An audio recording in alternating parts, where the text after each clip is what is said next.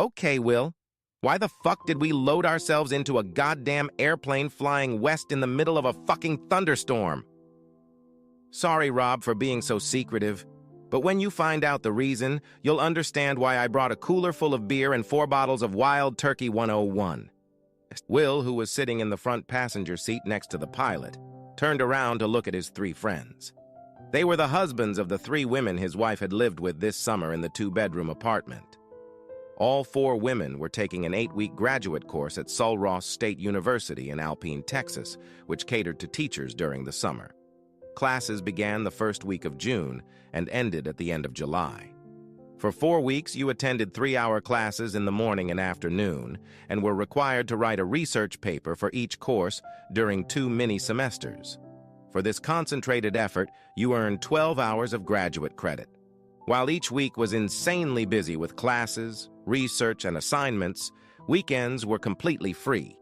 The professors understood that their students needed a few days off a week to rest and recuperate, so they didn't give any assignments for the weekend. This allowed students from cities closer to SRSU to go home for the weekend, while those who came from farther away, like their wives, could explore Big Bend and the Davis Mountains, or drink, swim, and relax. Will knew from conversations with a friend who had gotten his master's degree the previous year that those without families gathered together and acted as if being hundreds of miles away from family and friends made them lonely. He warned Will that in the summer, the number of good-looking women outnumbered them 10 to 1, and even the most faithful might be tempted on the weekend. That worried their husbands, but Judy and Greg had been married for over 20 years, Randy and Tom for 11, and Terry and Rob for 15. So they believed their pretty wives when they promised they would never cheat and assured them that they wouldn't have time to do anything but study anyway. The men accepted that this was the quickest way to get their degrees, on which their salaries and standing in the public schools and prestige among their peers depended. So they agreed. Looking at his gullible friends, Will realized that their world was about to be turned upside down, just as his was about to be turned upside down after the phone call. He wasn't happy that he would be the one to inform them, just as John wasn't happy about informing him. Pulling himself together, he continued. You guys remember the conversation with John Crisp after we helped our wives move into the apartment in early June, right? Well, I jokingly told him before we left to keep an eye on our ladies. Apparently, he took my request seriously. He was off duty last night and took his wife dancing at the Golden Stallion. Yes, I know watching John dance is pretty funny, but he does it to please his wife. And watching she dance, well, you know, let's just say she's a talented and very seductive dancer. John claims that this pleasure always leads to hot monkey sex, so he's willing to embarrass himself on the dance floor to be rewarded later. Anyway, they went out, had fun, she got horny, and then noticed something that ruined their evening. Our wives were there with a herd of young men, and by young, well, he said his wife mistook them for teenagers. The smiles on his friends' faces were replaced by frowns. Okay, Tom said. But we know they like to go to dances, and they told us they were going this weekend since we were going to a rodeo and then went to a dance. So what? That sounds innocent enough. Sure, lots of fast dancing with a little belly rubbing now and then is harmless. But what about rubbing your asses against during the fast dances and lap dancing at their table in the darkest corner? Asked Will nonchalantly. What? My wife would never do something like that with a teenager. Hell, Judy is 42 and our kids are just that age, Greg exclaimed. Besides, what could a bunch of teenage boys possibly want to do with 30 to 40-year-old women? The others looked at Greg in amazement, knowing that all 4 wives were in the prime of their sexuality, were very attractive, had beautiful bodies, looked much younger than their years, and were often molested by younger men. Greg realized his mistake, but hurried forward anyway, trying to make sense of what he had heard. Okay, Will, I can see how your wife is attracted to younger studs. She's in her early 30s and she's gorgeous. And Terry is what, 36? Randy's 34? Oh man, I'm so used to seeing them as wives and mothers, but still, guys. Maybe they're well preserved for women their age, but enough. How do they compare to our little timekeeper at the rodeo, Marilyn? Damn, I hated that downpour because it ruined the whole day, but mostly because I wanted to spend it watching her in those tight jeans and low-cut blouse. Guys, she's 25 now. That's older than those guys, but if they were courting her, I'd believe it. No, I just don't believe that 30 and 40-year-old wives and mothers can be chosen by young studs, or that they'd rather be with teenage boys. Hell, Judy still loves sex, but once a week is enough for her. What's she going to do with a horny 19-year-old guy? So you're telling me that our friend and classmate, the chief deputy of the Brewster County Sheriff's Office, is lying? Asked Will sharply. Greg blushed, shook his head, and replied, "No, but it's so unlike our wives." Tom looked directly at him and said, "Maybe on your wives, but yes, I can imagine Randy pulling something like that, and not even the first time. I caught her making out with John Thomas at Rob and Terry's New Year's Eve party. They were outside in a dark place near the parking garage. Sure, she was drunk, but her tongue was down his throat and her hands were reaching for his ass while she was pouncing on his leg like a heat-crazed bitch. He's what, 22? So sleeping with a 19-year-old isn't that unthinkable?" "Damn it, Tom, I didn't know that," replied Greg. "So you think?" Rob interjected, "Will, what haven't you told us? I don't think you'd get our asses on a plane and fly us out into a goddamn tropical storm because our wives were dirty dancing at a club." "You're right, Rob.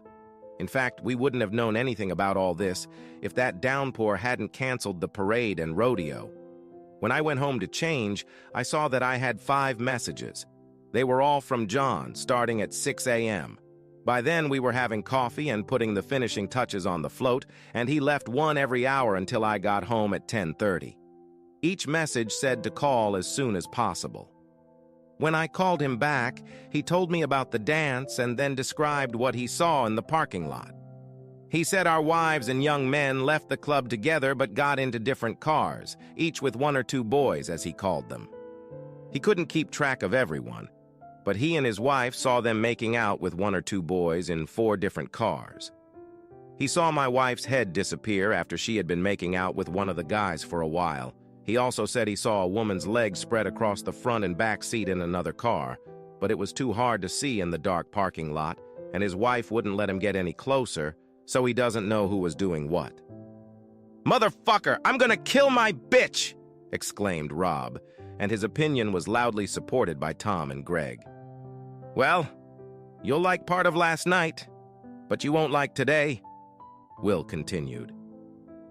They all went back to the apartment together in the van, and the boys didn't follow them, so that was good. However, this morning they went shopping, bought bikini thongs and slinky dresses, as John put it, loaded yesterday's boys and maybe a few more into my wife's van and drove out of town. 7 or 8 men and 4 women in a van designed to seat 7, so figure out for yourself how to accommodate them. John followed them discreetly until he was sure where they were going. Then he called me again. I answered, and here we are, out west, in a company airplane. By the way, I have to give Gene credit for agreeing to fly us here. When I called him to get permission to hire a plane and pilot, he told me that the King airplane was available because of the 4th of July holiday weekend, but no pilot. I asked him about a replacement pilot, and he responded by asking me what was going on. When I told him, he voluntarily gave up his day off and vacation to fly us to Alpine. "We can't thank you enough, Gene." The other men backed him up, and Gene replied, "You're welcome, but you have to understand that I'm still mad at my cheating wife who took me out because I didn't know it was happening until the paperwork was filed. By then it was too late to gather evidence of her cheating, and I was on the losing end of the divorce. So when Will gave me the reason why you urgently need to go to Alpine, I told him I was ready, willing, and able. I'm sorry this is happening, but I'm glad you found out and will do everything in my power to help.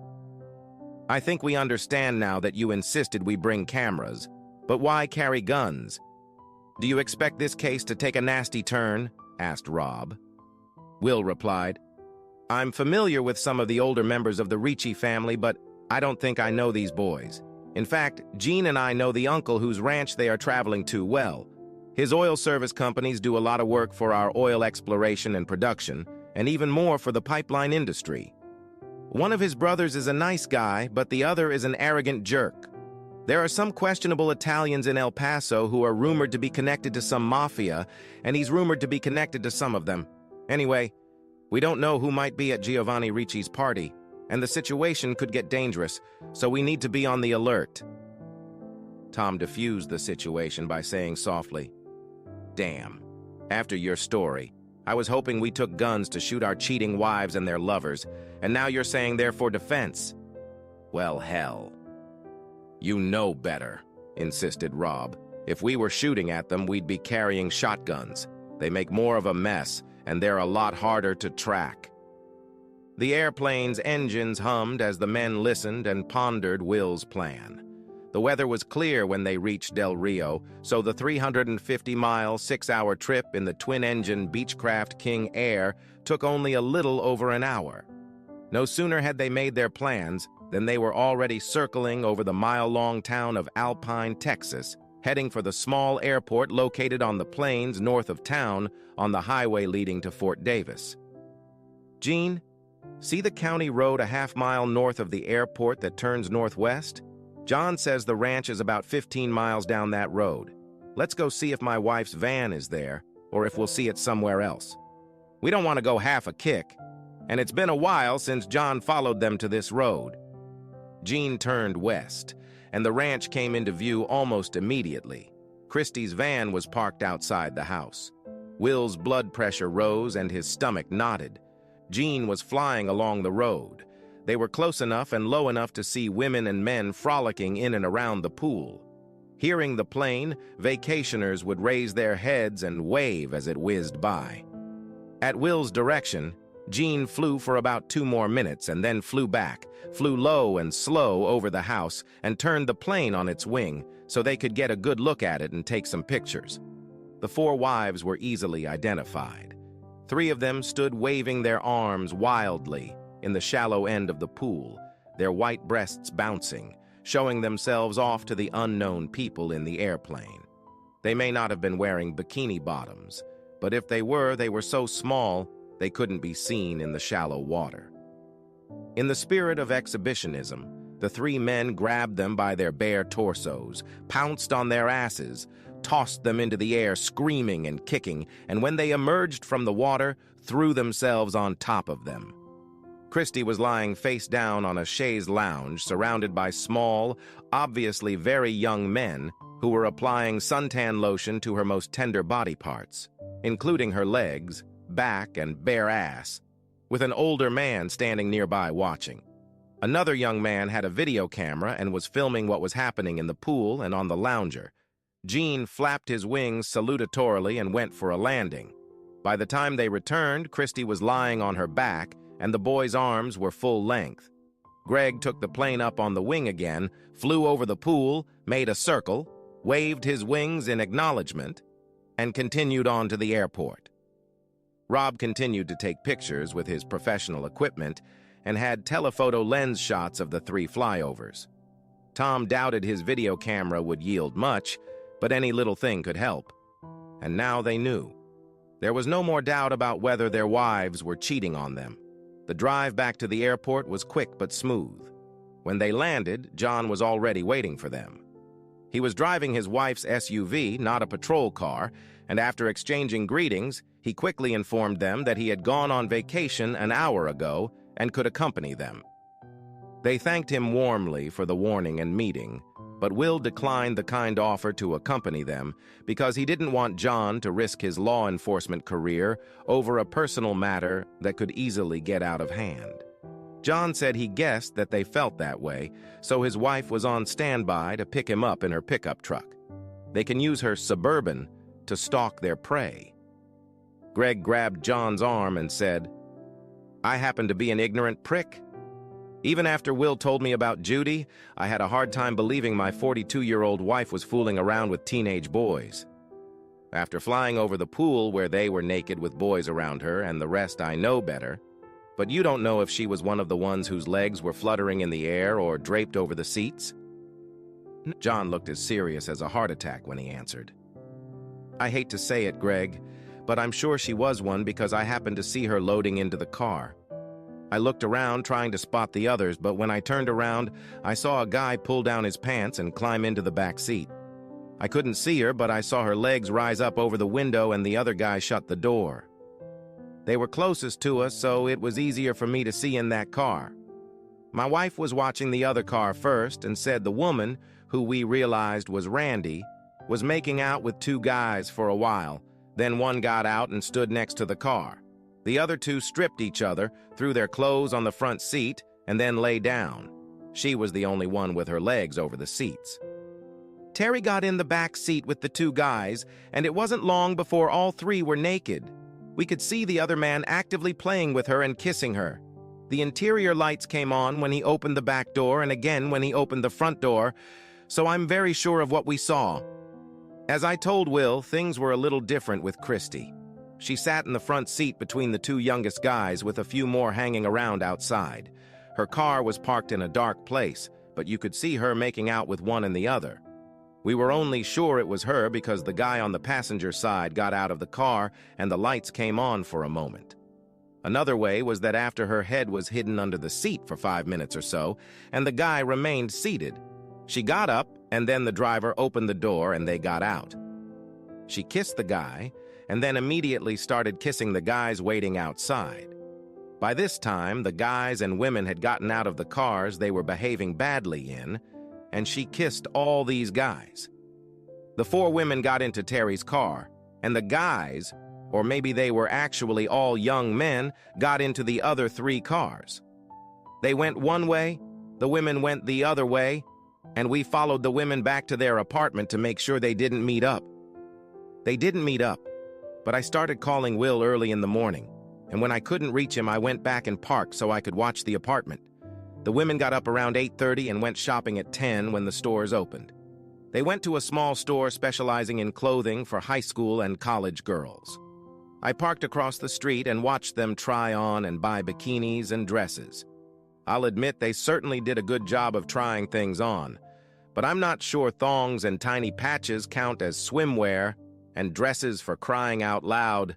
They barely cover anything, top or bottom. They'd already been drinking, and Christy didn't seem to be as thrilled about the drinks, the bikini, or the dress they'd picked out for her as the other 3 were. In fact, Will, I'd call her reluctant, but in the end she agreed to the drinks, and then she also agreed to the skimpy things they picked out for her. Fellows, I hate to break the bad news, but 2 years ago my younger brother Reagan was cheated on by his cheating wife. She was slick, and she got away with it for about a year, until he found out she'd gotten involved with a jerk lawyer from Midland who owns land here near the Ricci lands. He got mad and rushed out. He showed up at the asshole's ranch house when they were still fully dressed, sitting at the table drinking coffee. He still freaked out, called her every name but the decent ones, and then beat the shit out of her lover when he told him to watch his language. He got a year for assaulting the asshole, and she filed divorce papers citing abuse. A lawyer and another abusive wife who lived next door testified in her favor, and by the time he got out, she had taken all their money and everything they owned, including his work truck and tools, and disappeared. He was on his way to becoming a total alcoholic before he left town and moved somewhere in New Mexico or Arizona. We can't find him, so we can't help him, and I worry every day that he's going to kill her and her lover or lovers. I don't want that to happen to you guys, so I called to warn you. After thanking John for the warning, Will, Tom, Rob, Greg, and Jean got into the Suburban and headed out into the storm that awaited them at the Ricci Ranch.